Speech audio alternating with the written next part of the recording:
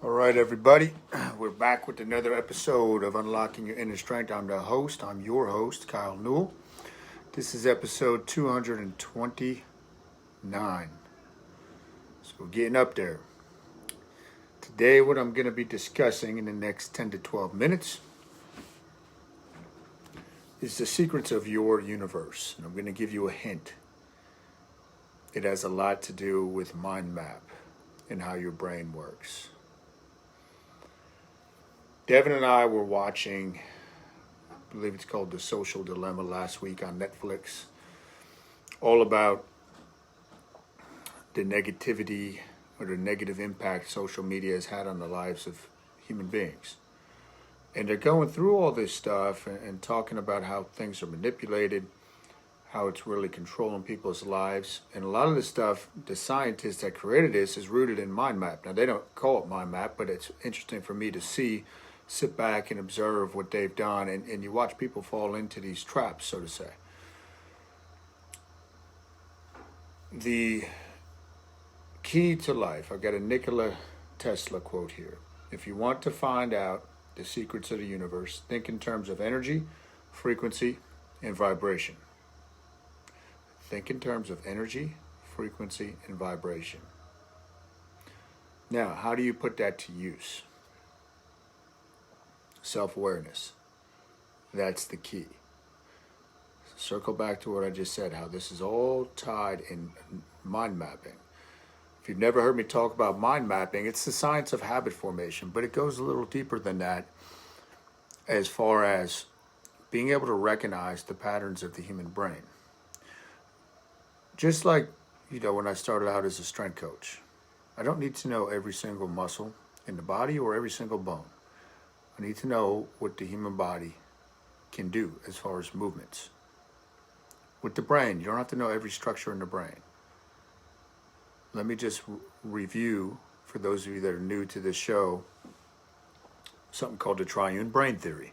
So you've got the reptile brain, you've got the mammalian brain, the paleo-mammalian brain, and then the human brain. So it's triune brain. So you've got three brains. The reptile brain is the oldest part of the brain.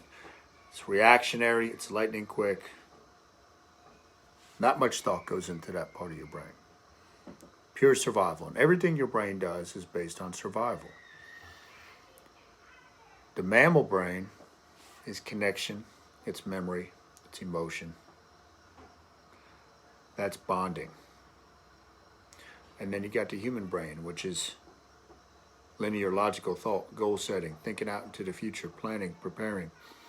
Higher level things, higher level ways of thinking. Now, your ways of thinking are habits, whether you realize that or not. A lot of us just keep running the same loops over and over. And we never think that we have any control over these thought patterns.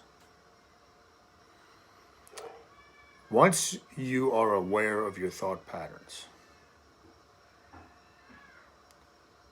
you have the ultimate power. You have discovered the keys to your universe. Your universe is up here. And I'm reading some interesting books right now on wave fields, energy fields. And it's something I've always believed, but to see it in science, you are creating your reality. Your perception creates your reality. That tree that falls in the forest, and nobody's there to hear it, it doesn't exist. It didn't happen because there's nothing there to perceive it and decode the information. So your universe, the reason I tell you that, is up here in between your ears. If you can begin to be aware of the patterns of thought that you have, then you could start altering these things, putting yourself on a new path. So I'll use myself as an example. There are many times when I catch myself with limiting beliefs. And it's okay, break it down, smaller and smaller.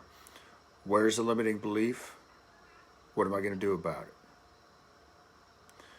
And then you progress. Now, another side of this, I made a short video this morning about something my parents gave me that I have over there back when I was early in high school. And it's about perseverance. And it says, the difference between a successful person and others is not a lack of strength, not a lack of knowledge, but rather in a lack of will.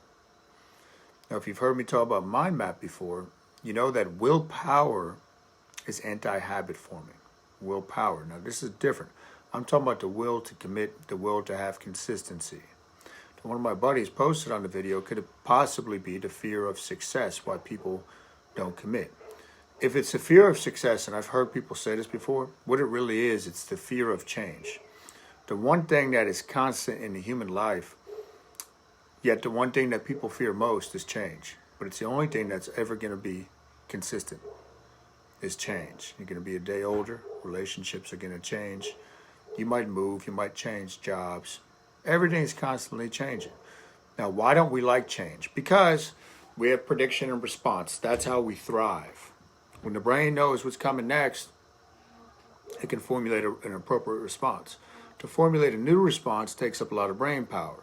So that initial stage of when you're forming new predictions or forming new habits or ways of thinking takes a lot of energy, because you have to put actual thought in to the new response. So hopefully that makes sense. That's why the human brain doesn't like change. It's very, very energy consuming. Now that could be a change of environment, right? Because again, you got to formulate different predictions, responses. What are you going to do? Think about going to a party where you don't really know anybody. Let's say you got hired somewhere new. They're having a big staff party.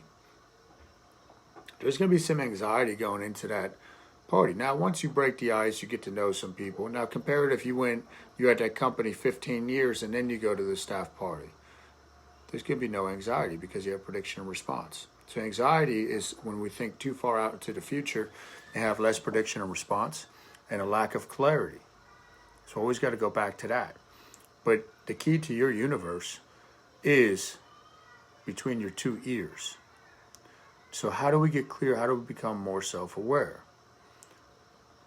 Some people need to talk things through by going to therapy. Now listen, I went to therapy for about a decade of my life and it was great. It was useful when I went. Journaling is a great way. Journaling is a fantastic way because you got to bring the human brain online and your thoughts have to slow down. These incessant thoughts, as far as emotional thoughts, I should say. That mammal part of your brain functions largely in emotion. Now, emotion and logic don't mix. Okay? It's like, two opposing things. If emotion's high, logics can be low. A lot of times we let our emotions cloud our thinking and our thought patterns, and we let the emotions run away with it until we say, I'm just going to stay with what I'm doing. Forget it. I'm not going to change anything. Well, if we could just take a step back and slow down and breathe, then we can move forward. There's something we say in mind map, slow is smooth and smooth is fast. I had a conversation with Devin this weekend when we had a little stay-at-home date. The kids were at, the boys, I should say, were at my parents'. Emma was sleeping already for the night.